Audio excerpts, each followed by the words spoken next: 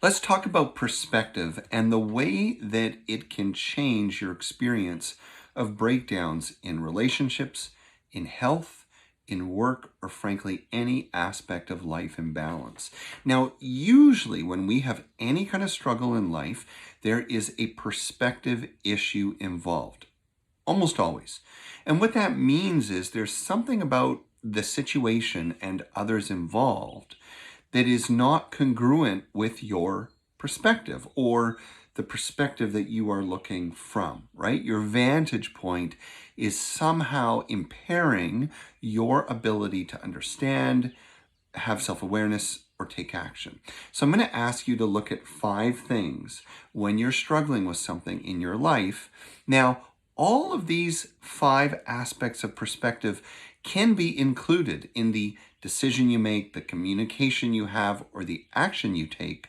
However, you want to be intentional about the measure of each of the 5.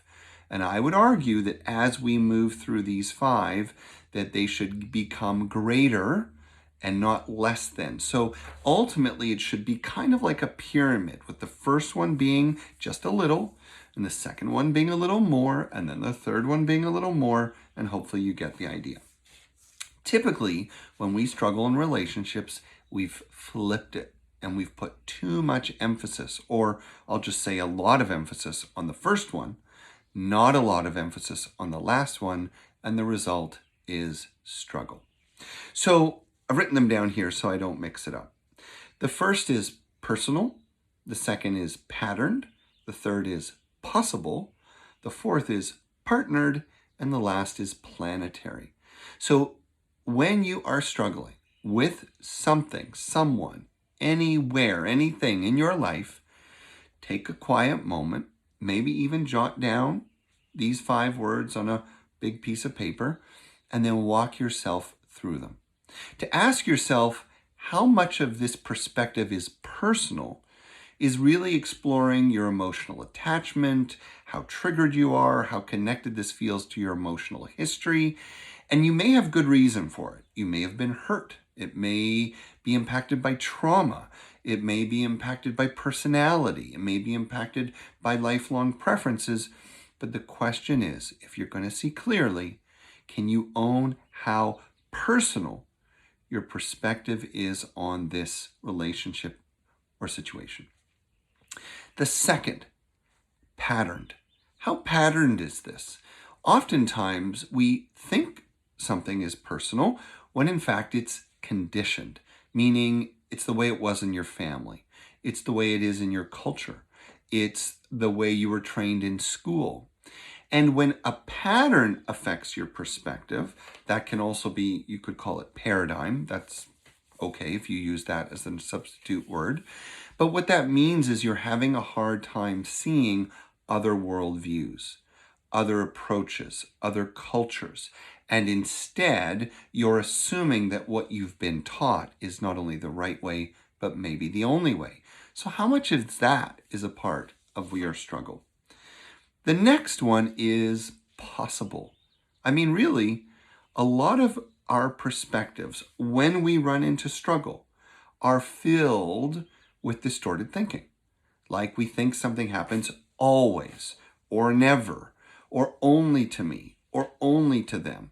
Is that true? Like, is that possible that your perspective could be factual, actual?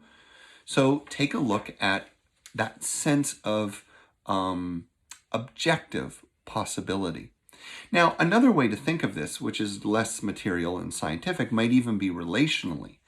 So I want someone to stop being so critical, stop being so sad, stop being so angry, stop being so absent or present or whatever it is. If I'm not willing to let this person leave my life, right? We're talking about people we want to keep in our life. Is it realistic for me to expect them to change 100% all the time? Or do I need to consider what's possible? That they might change a little bit, some of the time, or a lot, once in a while, and a little bit all of the time? Can I enter into dialogue with that person about what's possible? It's a powerful way to resolve a conflict with someone who you want or need in your life, work or otherwise. And that's to say, here's what I observe you doing. Stick to the facts. Don't interpret it, right? So that means I see you show up late, not you don't care about work, right? I see that the work you've done isn't complete, not you're lazy. See, one's an interpretation and one is just observable fact. So start with the observable facts, talk about how it affects you, and then ask what's possible. This is very congruent with the nonviolent communication work of Marshall Rosenberg. And so explore what's possible. Hey, I really need the trash out every Tuesday without fail, and you say you're going to do it, but we've missed the trash pickup 3 times now. What's possible? How can we do this differently? I just need change. Make it a discussion. And then the final one is planetary. Are you taking a big picture perspective? I mean, really stepping back, really asking yourself what place all these P's of perspective have in the big picture? Are you considering history? Are you considering the experience of others? Are you considering our interdependence? Very often, probably the most powerful aspect of the planetary perspective is simply to create some context for the severity of what you're feeling. Create some context for the severity of what you're feeling. That is very, very significant, because I might feel like a victim in my own house because my neighbor does this or my spouse does that. But in the scope of human history, in the scope of life, in the scope of slavery and living as a refugee and living under war conditions, it might sound a little extreme, but it shifts my perspective so I can take a breath. I can feel some gratitude.